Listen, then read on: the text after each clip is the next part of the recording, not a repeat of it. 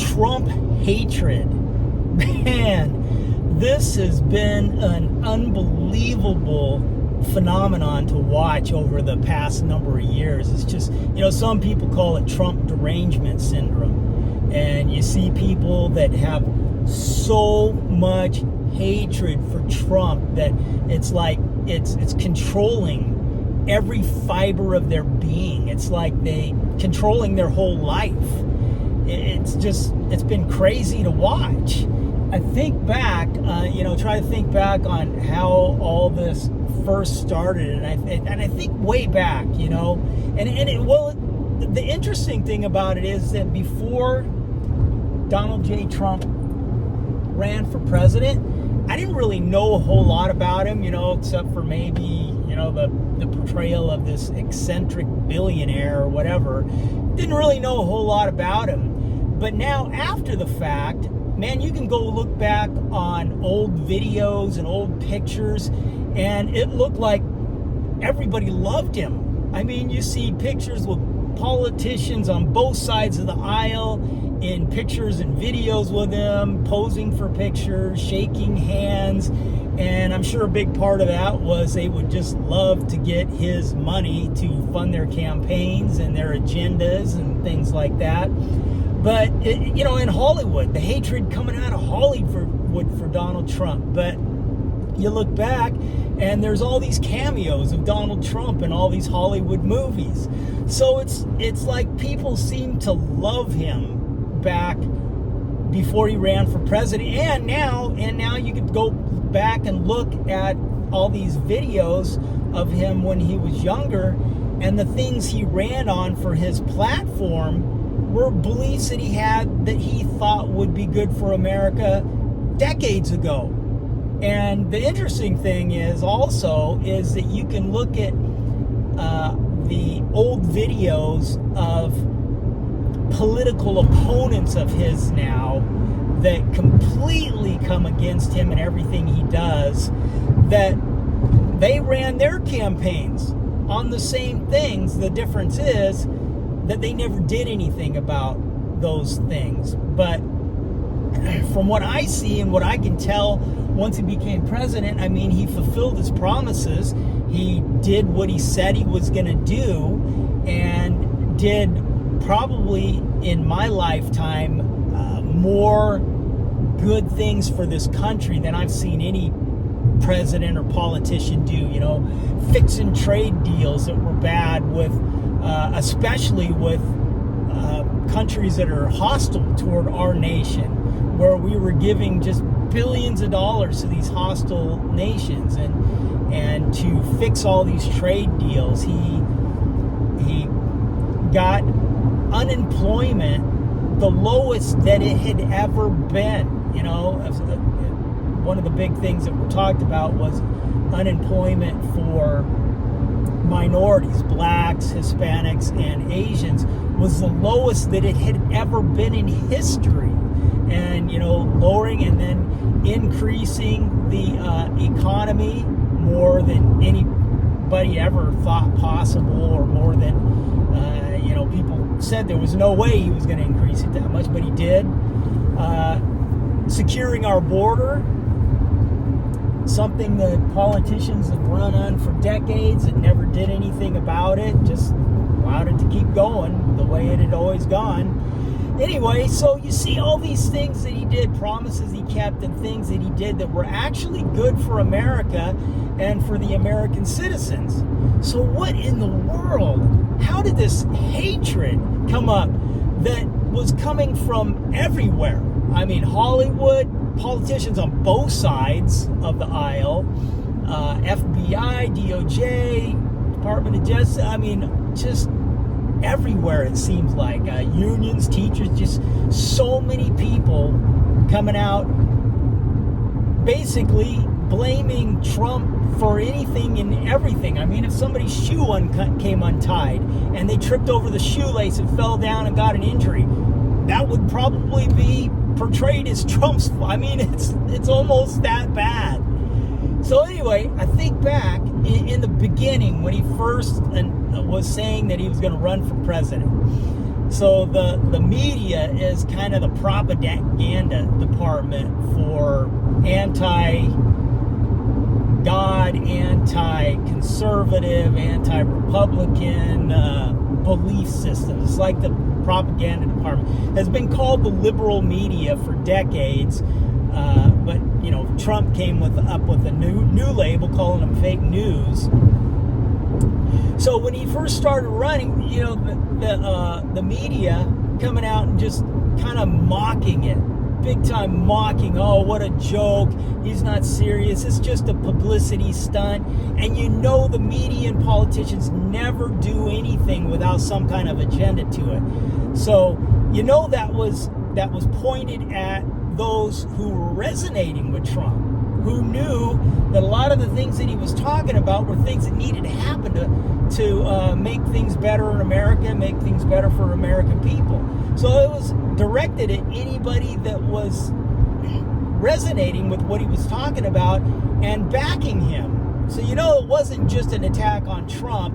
It was to try to get people that would back him to back off and feel foolish for backing him. So anyway, he's moving along through the debates and everything, and then all of a sudden, it's looking like, hey, Trump's got a real chance here. There's a lot of people that are resonating with what he's talking about and what he wants to do in America. So then all of a sudden, it shifted from being a joke, he doesn't have a chance, to, oh, this is a big publicity stunt.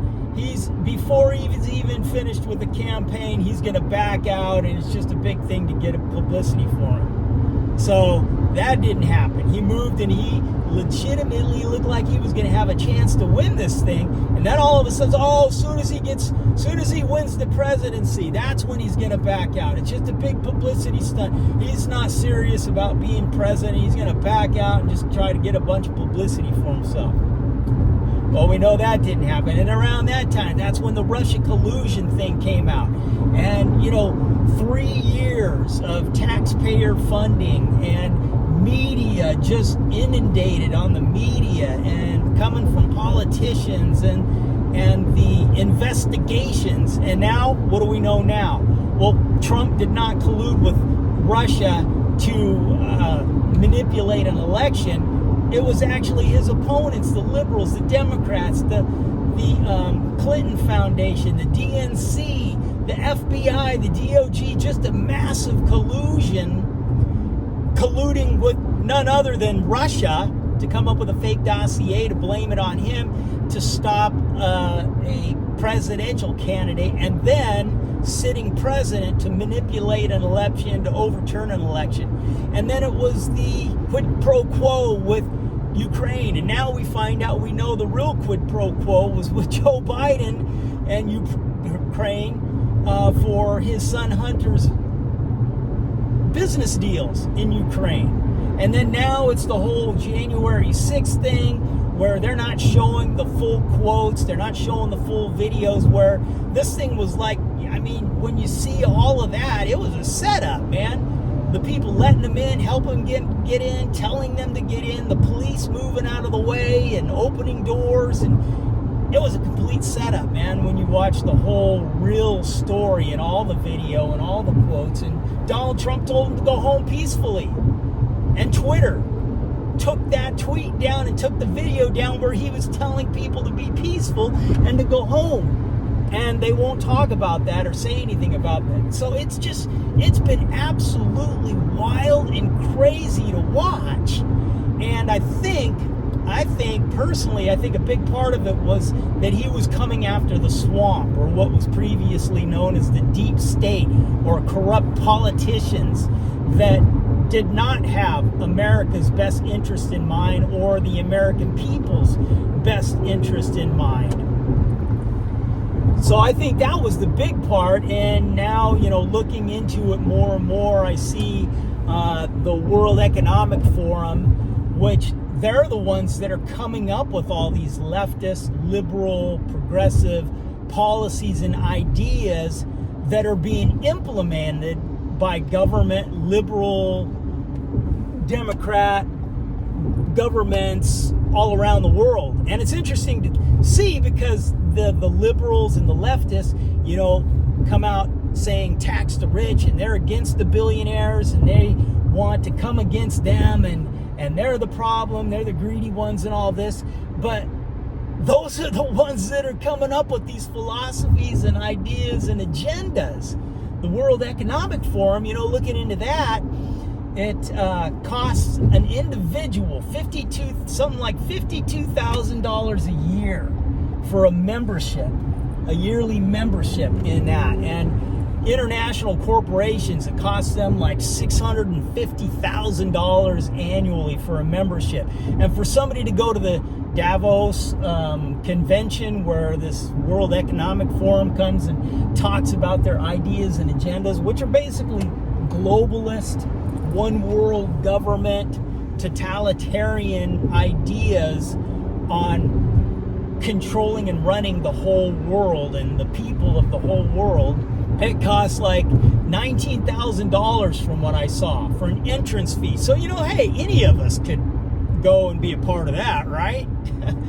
But it's interesting to see that those on the left, the Democrat Party, say they're against these multi-billionaire, but these World Economic Forum people that are a part of that are the most elite, the wealthiest, the billionairest of the billionaires that are coming up with these ideas and agendas. And yet, I think, getting people to focus on and hate Trump is keeping people from actually digging deep enough to see what's really going on in here.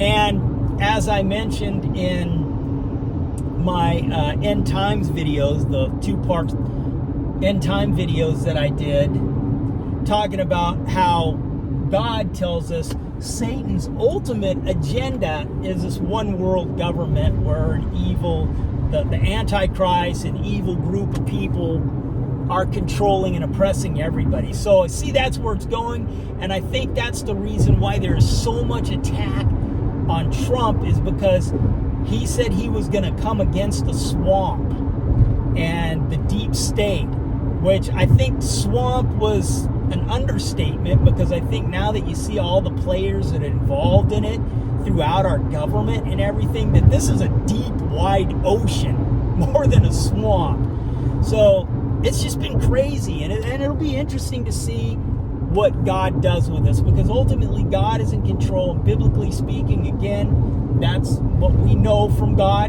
through prophecy, tells us that Satan, through the Antichrist, is going to have this one world government control over all the people.